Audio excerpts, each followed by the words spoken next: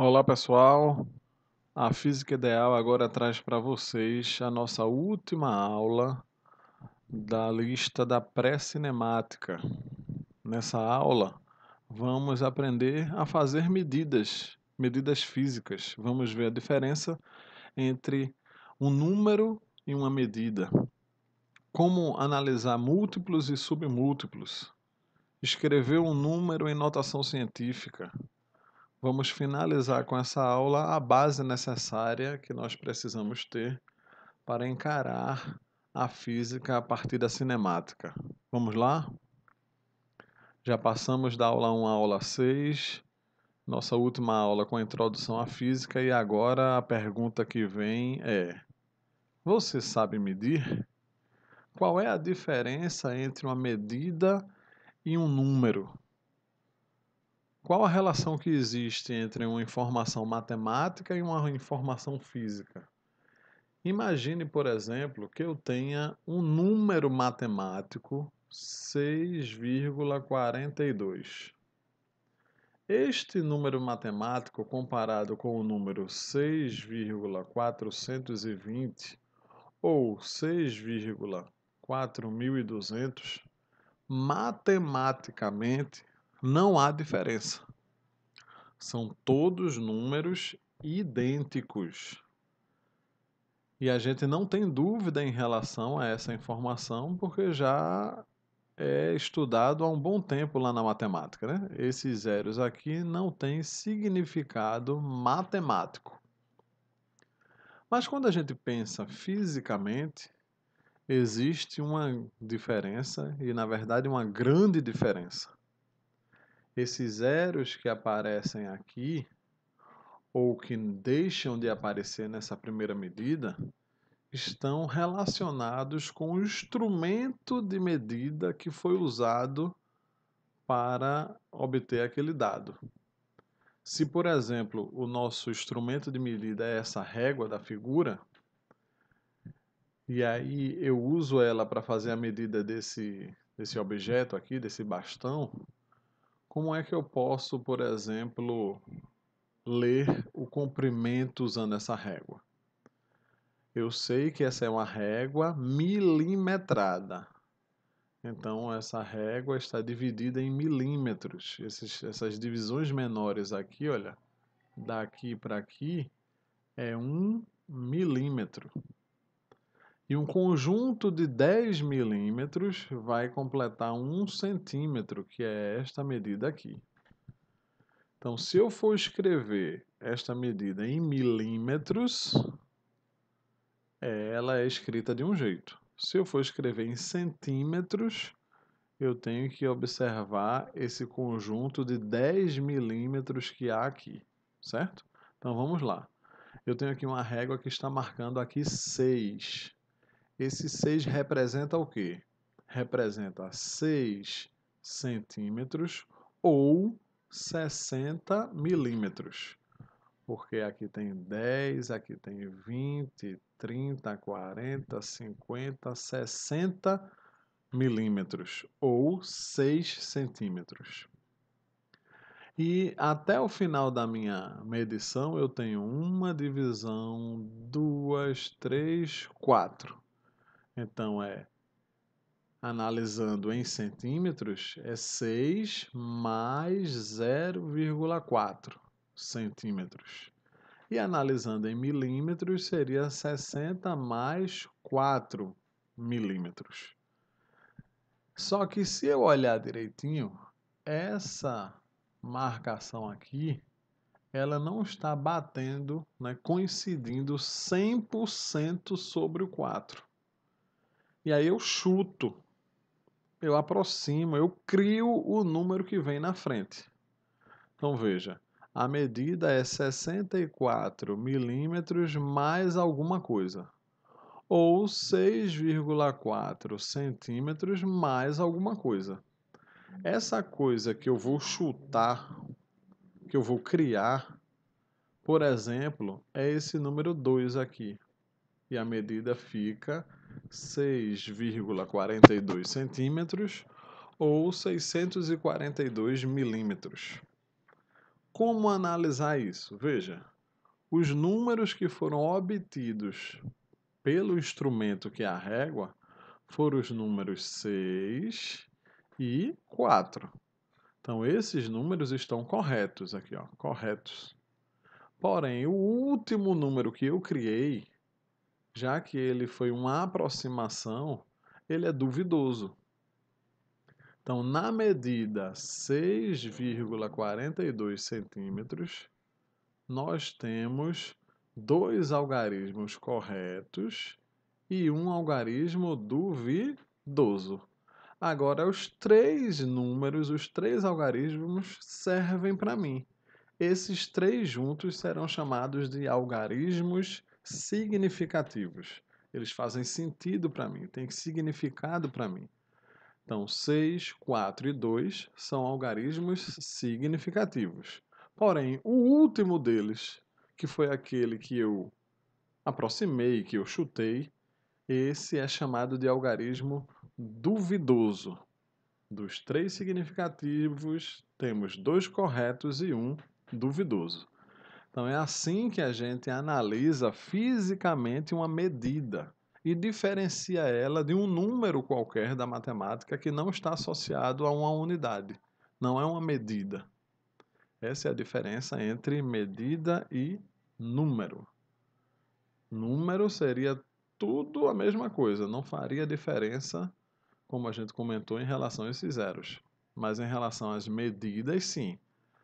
Por exemplo, como eu já fiz a aproximação deste algarismo, não faz sentido eu colocar mais um algarismo tipo este zero aqui. Se este algarismo já é duvidoso, tudo que vem depois dele é também duvidoso. Então, para que escrever? Usando a régua, eu no máximo posso escrever o resultado como sendo este aqui, sem inclusão de outros números, quer seja ele zero ou não. Tranquilo? Então, quando eu faço essas medidas, às vezes ela é bem menor que isso e às vezes é bem maior que isso. E aí eu tomo como um apoio numa estrutura matemática para escrever esses algarismos, eu me apoio no que nós chamamos de múltiplos e submúltiplos de qualquer medida. Aí a gente pode ver aqui que se a minha medida padrão for o metro, estou usando como padrão o metro aqui, ó, metro, está aqui o metro. Poderia ser qualquer outra grandeza, centímetros, digo, foi uma falha, segundos, poderia ser newton, poderia ser Coulomb, poderia ser qualquer outra grandeza física. Agora, para o padrão inicial, a gente costuma usar o metro. E aqui eu tenho metro sendo a minha unidade fundamental. E a gente já está acostumado com uma tabela bem menor que essa, desde o ensino fundamental, que era o quilômetro, hectômetro, decâmetro, metro, decímetro, centímetro e milímetro. A gente dizia e milímetro, como se tivesse encerrado a tabela. Mas veja, esta é a unidade fundamental, o metro. Tudo que está abaixo do metro, nós chamamos de submúltiplo, abaixo daquela unidade fundamental. E tudo que está acima do metro, nós chamamos de múltiplo. E aí a gente pensa da seguinte maneira: da mesma forma que a gente olhou a régua ali, que o conjunto de 10 tracinhos, onde cada tracinho era 1 milímetro, formava 10 milímetros daquele meu 1 centímetro, eu uso esse mesmo raciocínio nesta tabela. Olha lá. O que seria um decâmetro? Estou aqui nessa linha aqui debaixo da minha tabela dos múltiplos. O que é um decâmetro? É um conjunto que tem a composição de 10 metros. Então, eu pego 1 metro, outro metro, outro metro. Quando eu formo um conjunto de 10 metros, eu formo o meu 1 decâmetro. Se eu continuar juntando 20, 30, 40, 50 e todos esses conjuntos de metros até chegar em 100 metros, aí eu chego no meu 1 hectômetro. Quando eu juntar 1000 metros, eu formo o meu 1 quilômetro. Quando eu juntar 1 milhão de metros, eu monto o meu 1 megâmetro ou megametro. Quando eu juntar um, um bilhão de metros, eu formo o meu gigametro ou gigâmetro. E assim sucessivamente. Quando eu junto 1 milhão e 1 milhão de novo, eu tenho o meu terâmetro ou terametro. Quando a gente compara com a linguagem da informática, por exemplo, a gente tem o kilobyte, acima dele tem o megabyte, o gigabyte, o terabyte, o peta, hexa, zeta e o iota. Tanto faz ser byte, ser metro, ser segundo.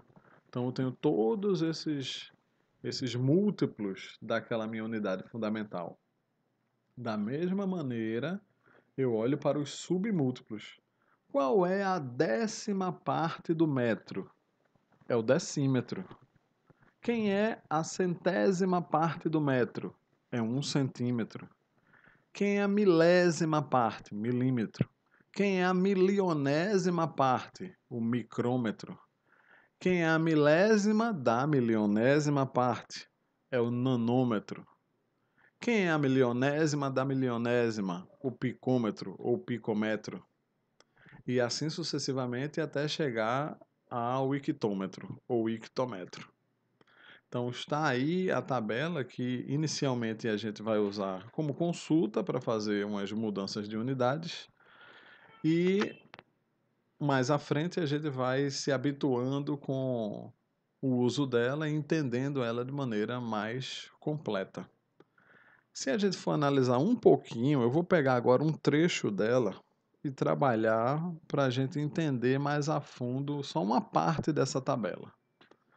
Veja, se eu tenho o número aqui 10 elevado a menos 3, como é que ele foi obtido? Como é que eu cheguei nesse resultado 10 a menos 3? Se eu pegar o número 1 e dividir por 1000, é a mesma coisa que pegar o número 1 e dividir por 10 à terceira. Lá na matemática existe uma propriedade que diz que se eu pegar essa potência de 10, 10 à terceira do denominador e colocá-la no numerador, essa indicação que ela estava lá embaixo e agora está aqui em cima é representada com esse sinal aqui, ó. Subiu, inverte o sinal do expoente. 1 multiplicado por qualquer coisa é aquela mesma coisa, ou seja, um elemento neutro da multiplicação, ele pode aparecer ou não.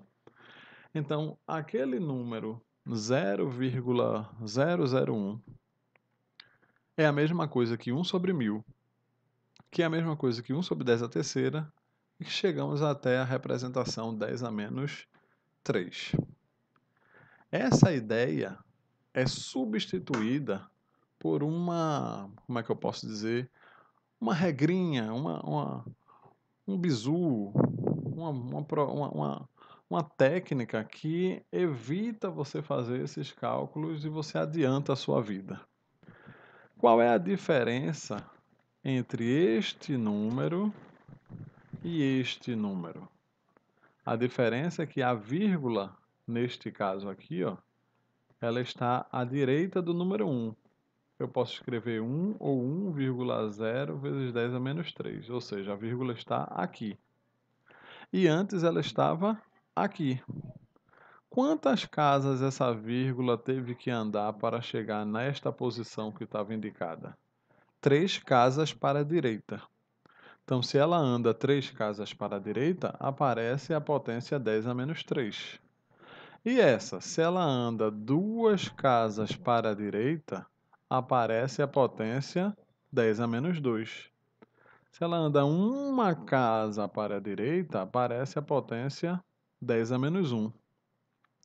Então, ao deslocar a vírgula para a direita, sempre pegando a vírgula e deslocando ela para a direita, aparecerá uma potência de 10 elevado a um expoente negativo. Se eu só ando uma casa, 10 a menos 1. Duas casas, 10 a menos 2. Três casas, 10 a menos 3. E assim sucessivamente. Sempre uma potência negativa. Já aqui, nesse caso aqui embaixo, ó, eu tenho o número 100. 100 é o mesmo que 1 vezes 100, que é o mesmo que 1 vezes 10 vezes 10. Produto de potência de mesma base, repete a base e soma os expoentes. Então, 100 é o mesmo que 1 vezes 10 ao quadrado. E como um elemento neutro da multiplicação, fica só 10 ao quadrado. Aí, se eu usar a mesma técnica que eu usei em cima, qual a diferença desse número que a vírgula está aqui? Olha aqui a vírgula. E desse número que a vírgula está aqui. É porque ela andou duas casas para a esquerda. Andou 2 casas para a esquerda, potência positiva. A vírgula que está aqui, andar até aqui. 1, 2, 3. 3 casas para a esquerda, representado pela potência 3. E assim sucessivamente. 1, 2, 3, 4, 5, 6. 6 casas para a esquerda, 10 a sexta. Aí, se a gente for fazer aquela nossa regrinha, se eu pegar a vírgula e deslocar essa vírgula para a esquerda, aparecerá potências positivas. Se eu ando uma casa, 1 aqui do lado. 2 casas, 2. 6 casas, 6. E assim sucessivamente. Então, quando eu olho essas potências de 10, eu tenho que entender o caminho da vírgula. Se eu ando a vírgula para a esquerda, a potência que aparece é 10 a menos 3. É 10 a menos 2. É 10 a menos 1. É sempre uma potência negativa. Quando eu ando ela para a esquerda, é sempre uma potência positiva. Ok? Peguei a vírgula, ando para a direita, negativa. Pego a vírgula, ando para a esquerda, positiva. Muito bem, vamos em frente.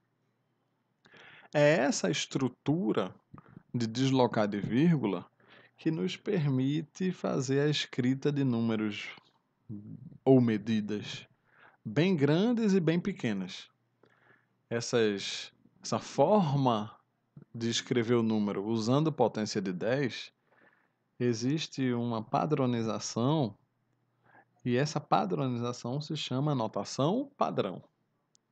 Como o ramo científico usa muito essa padronização, chamada de notação padrão, ela também recebe o nome de notação científica.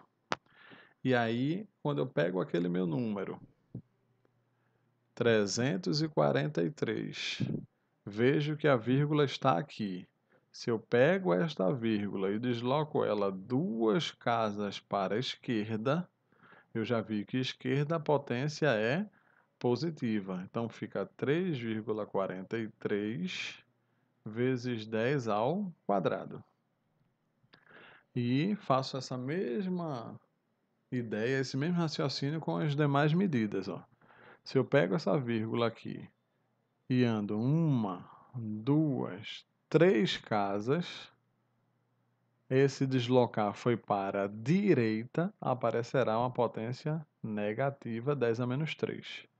Aqui, ando 2 casas para a direita, uma potência negativa 10 a menos 2.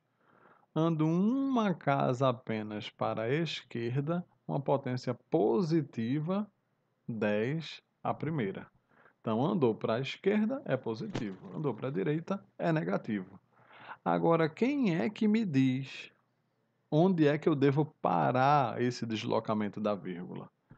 Nessa notação padrão, este nzinho aqui, olha, ele é um número que, por regra, né, por estrutura padrão, ele tem que ser um número sempre entre 1 e 10. Então, ele é um número compreendido entre o número 1 e o número 10. Vai de 1 até quase 10. Porque se for exatamente 10, eu ando a vírgula mais uma casa, né? Se for exatamente 10, eu ando a vírgula uma casa para cá e fica 1 vezes 10 a primeira. Então, ele é de 1 até quase 10. Esse tracinho aqui embaixo diz que 1 é menor ou igual a n e n é menor que 10. Então, ele não pode ser 10. É bem pertinho. 9,99999 pode. O 10 é que não pode. Resumindo, você desloque a vírgula e pare essa vírgula sempre à direita do primeiro número. Quem é o primeiro número dessa medida aqui? 3. Então, a direita dele é aqui. Fica entre 3 e 4. Quem é o primeiro número aqui? 1. Então, fica entre 1 e 0. Quem é o primeiro número aqui? 7. Então, vai ficar aqui. Quem é o primeiro número aqui? 3. Vai ficar entre 3 e 5. Então, seguindo essa regra de deslocar a vírgula até chegar à direita do primeiro número, você obedece à estrutura padrão, que é ficar entre 1 e quase 10, aquele número que está multiplicando a potência de 10. Então, quando eu escrevo essa estrutura aqui, ó, n igual a n minúsculo vezes 10 elevado a x, eu estou dizendo que n é uma representação qualquer, por exemplo, 343, que ele é reescrito como 3,43, que é esse número aqui, ó, vezes uma potência de 10 elevada a um certo expoente. No caso aqui, o expoente é 2. Esse x que representa o expoente diz que ele pode ser positivo, negativo ou nulo. Ok? Então, essa é uma estrutura matemática que a maioria dos professores de física no Brasil procuram mostrar aos estudantes para apoiar o estudo da física.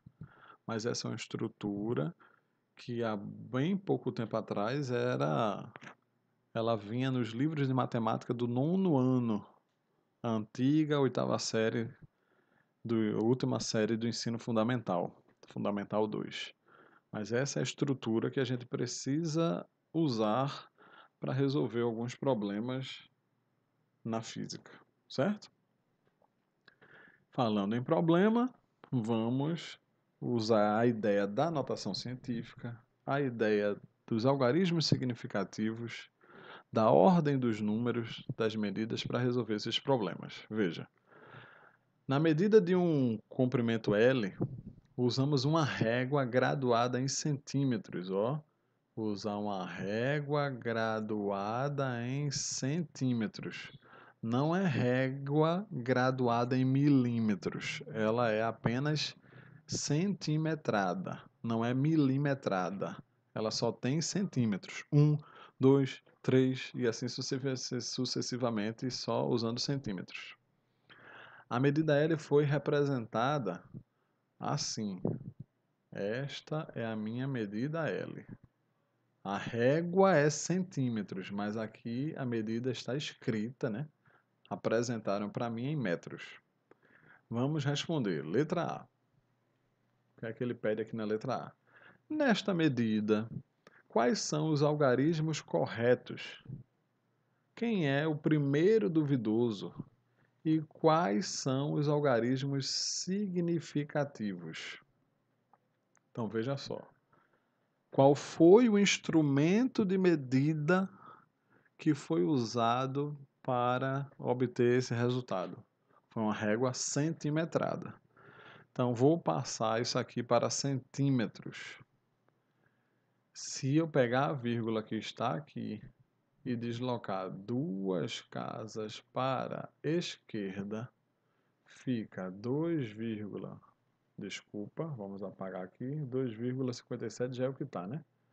Eu pego esse número, 2,5789 metros, e desloco a vírgula 2 casas para ficar 257,89. Quando eu ando 2 casas para a direita, o que foi que a gente aprendeu? Para a direita aparece um 10 a menos 2. E esse 10 a menos 2, lá na tabela dos submúltiplos, não é a centésima parte do metro? Então fica 257,89 centésima parte do metro, centímetros. Ah, Ricardo, tá complicado. Era melhor você dizer que multiplica por 100 e ponto final.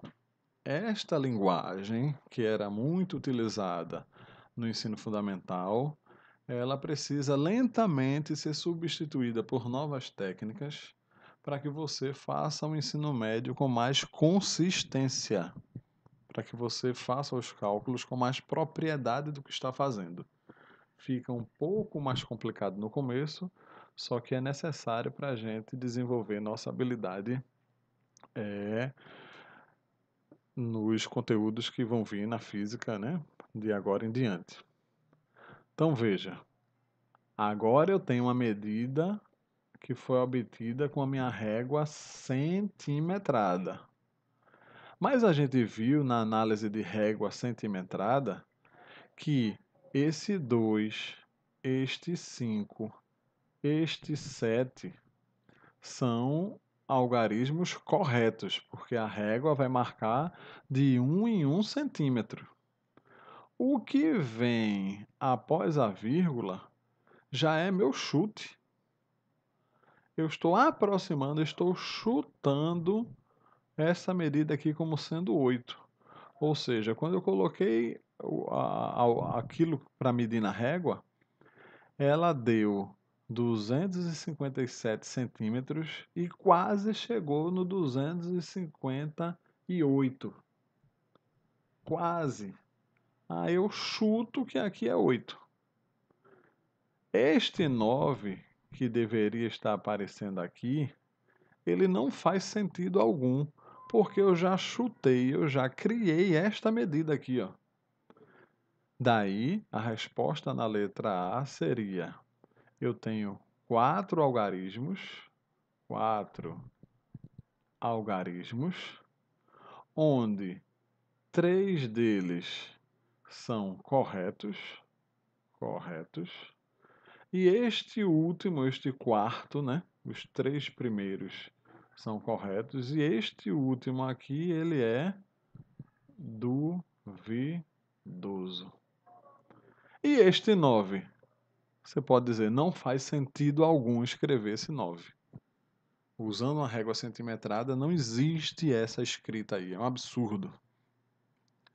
Então, na minha resposta, eu digo, o número 2, o número 5, o número 7 e o número 8 são os meus 4 algarismos significativos. Os 3 primeiros são corretos e o último, que é apenas o 8, é duvidoso. O 9 não tem como você acreditar neste bendito número aí. Esquece ele, joga fora. Vamos agora para a letra B. Como seria a medida de L expressa em milímetros, com notação científica e com 2 algarismos significativos? Então vamos reescrever o número, agora a medida, agora em milímetros. Então vamos lá. 2, 5, 7, 8, 9. Aqui, ó. 2, 5, 7, 8, 9. Ela estava com esta medida aqui em metros. Esse aqui é o meu L. Aí eu vou passar esse L para milímetros. Ando 1, 2, 3 casas, fica 257, na verdade 2.578,9 vezes 10 a menos 3 metros. Como eu andei 3 casas para a direita, aparece 10 a menos 3. Esse 10 a menos 3 é o meu milímetro, então é 2578,9. Esse 10 a menos 3 é o milímetro. Pronto. Escrevi a grandeza em milímetros. Mas não é só isso que ele pediu, não. O que foi que ele pediu? Em milímetros, escreva em notação científica e com 2 algarismos significativos. Então, fiz a primeira ordem, escrevi em milímetros. Ok. Segunda ordem, escreva em notação científica esta medida aqui. Então, eu pego essa medida e volto a vírgula. 1, 2, 3. Fica em notação científica. O meu L vai ficar 2,5789 vezes 10 a, se eu ando para a esquerda, elevado a 3 positivo, milímetros. Esta foi a segunda ordem. E a terceira ordem? Deixe a medida com apenas 2 algarismos significativos. Então, para deixar 2 algarismos, ó, 2 algarismos significativos. Então, o que é que eu vou fazer? Matar esse, eliminar esse, destruir esse, ficar só com 2. Só que aqui tem um detalhe. Esses dois aqui que estão distantes, eu realmente elimino. Agora, esse que está aqui na vizinhança, eu tenho que olhar assim, ó, 2,57 vezes 10 a terceira milímetros. Como eu só quero que fique 2 algarismos, como eu indiquei aqui em cima, eu tenho que eliminar esse. Eu tenho que deixar esse cara longe daqui. Só que existe uma técnica chamada técnica de arredondamento. Como esse número aqui, vizinho, é o que eu quero deixar, é o número 7, eu jogo este número fora e adiciono 1 neste de cá, ficando a medida L como 2,6 vezes 10 a terceira milímetros. Então, esta é a resposta que ele desejava. Por quê? Porque ele quer em milímetros, eu coloquei. Ele queria em notação científica, eu coloquei. E agora ele quer só 2 algarismos significativos, coloquei. Para que fiquem 2 algarismos significativos, eu fui obrigado a usar a técnica de arredondamento. Se o número fosse 2,52 e eu quisesse deixar só 2 algarismos, só era eliminar esse e ficar com 2,5. Se o número fosse 2,54, só era eliminar esse e ficar com 2,5. Agora, se fosse 2,55, aí a partir de 5 eu já adiciono 1 aqui e fico com 2,6. Se o número fosse 2,56 e eu quisesse deixar 2, eu adicionava aqui e ficava 2,6. Se fosse 2,57, que já esse pula, 2,58, elimino esse, adiciono um aqui, 2,6. Se fosse 2,59, elimina esse último, adiciona aqui, ficaria 2,6. Então, o que é que vocês viram? Regra de arredondamento. Aquele número imediatamente vizinho, se ele for abaixo de 5, você só apaga e fica com a resposta do lado. Se esse número for 5, 6, 7, 8 ou 9, ou seja, qualquer número de 5 para cima, você elimina ele e adiciona 1 ao anterior. E aí sim a alternativa fica bem respondida, a letra B fica bem respondida com a medida 2,6 vezes 10 a terceira milímetros. Vamos ver mais um problema. Um modelo parecido com o Enem. Essas questões agora valendo para as perguntas 2 e 3. Ele dá uma tabela aqui, ó. Avião comercial grande, tem tal massa. Carro pequeno, ser humano grande, cachorro médio, livro didático e assim sucessivamente, indicando os valores das massas expressas em quilogramas. Aí a pergunta é: o número de algarismos significativos das massas do avião, então eu quero o número de algarismos significativos do avião, do carro pequeno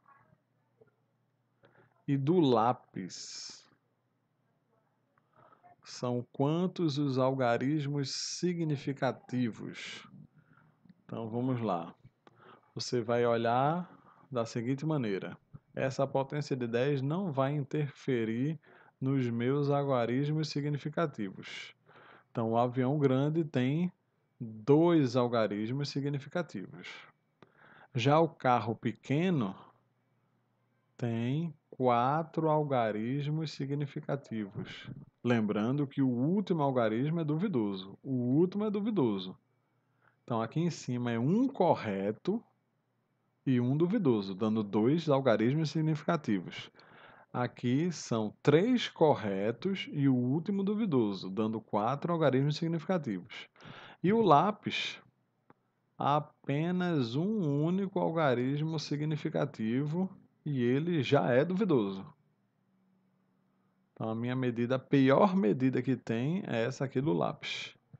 Então, qual é a alternativa correta que mostra 2, 4 e 1? Já na letra A aqui, ó, 2, 4 e 1 são a quantidade de algarismos significativos das massas em quilogramas do avião grande, do carro pequeno e do lápis.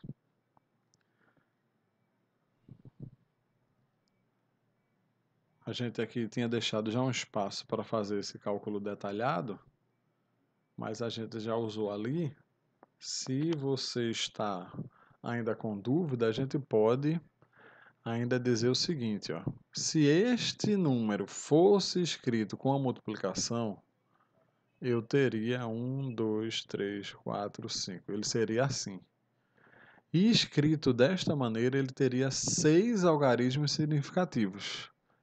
Mas escrito desta maneira, ele só tem 2. Então, cuidado com a forma que está sendo escrito o número. Este número, matematicamente, é igual a este. Fisicamente, não. Inclusive, fisicamente, está totalmente diferente por conta da posição da vírgula. O que é que eu posso falar aqui do lápis? O lápis, que é 0,01, ele é igual a isso aqui, 1 vezes 10 a menos 2. Porque esses zeros à esquerda não há significado para uma medida. Então, um único número, neste caso aqui, este único número foi contado quando está escrito dessa forma, e este um único número foi contado também escrito em notação científica. Aqui coincidiu, mas não era obrigatório coincidir. Então aqui,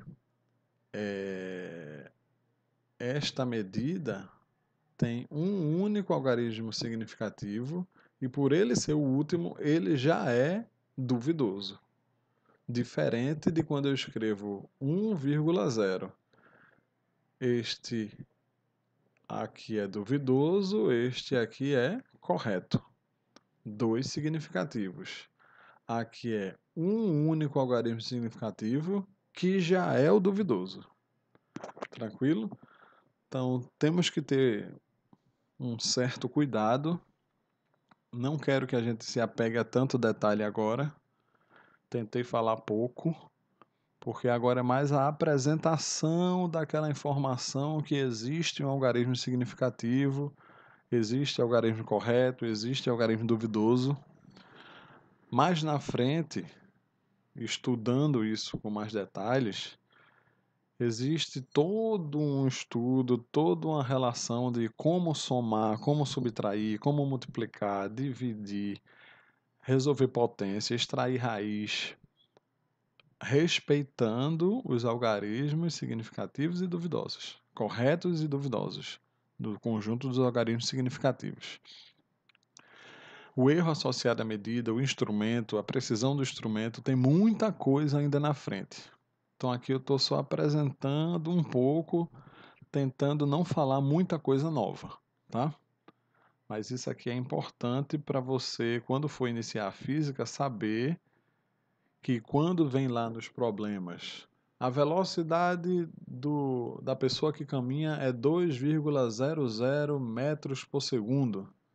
Aí você faz, oxe, mas por que ele não escreveu só 2? Porque na matemática era só 2. Na física, por se tratar de uma medida, esses zeros após a vírgula garantem a quantidade de algarismos significativos relacionados à medida que foi feita, relacionada ao instrumento que foi usado. Ok? Vamos em frente. Qual é a razão entre a massa do avião comercial grande e a mosca mais bem expressa aqui? Então, a massa do avião comercial, vou chamar assim, ó, massa do avião. Olha lá na tabela, ela é 1 vezes 10 à quinta. Tá aqui, 1,0 vezes 10 à quinta. E a massa da mosca, vou chamar assim, massa da mosca, ela está onde a mosca? Aqui, ó, 1 vezes 10 a menos 4. Então, aqui, 1,0 vezes 10 a menos 4. A massa do avião é dada em quilogramas e a massa da mosca também em quilogramas. Eu quero fazer a razão dessas duas medidas. Como as unidades já são iguais, eu posso fazer a comparação das duas só nesta condição de unidades iguais e faço a divisão da massa do avião pela massa da mosca. Se essas unidades não estivessem iguais, eu não poderia já fazer essa divisão aqui não. Porque eu só posso dividir laranja com laranja, banana com banana, maçã com maçã, quilograma com quilograma. Tem que ser a mesma unidade, senão não se compara. E eu vou dividir 1,0 vezes 10 à quinta dividido por 1,0 vezes 10 a menos 4. Quanto é 1 dividido por 1? É 1. Então, continua aqui dando 1,0. E como é que se faz divisão de potências de 10?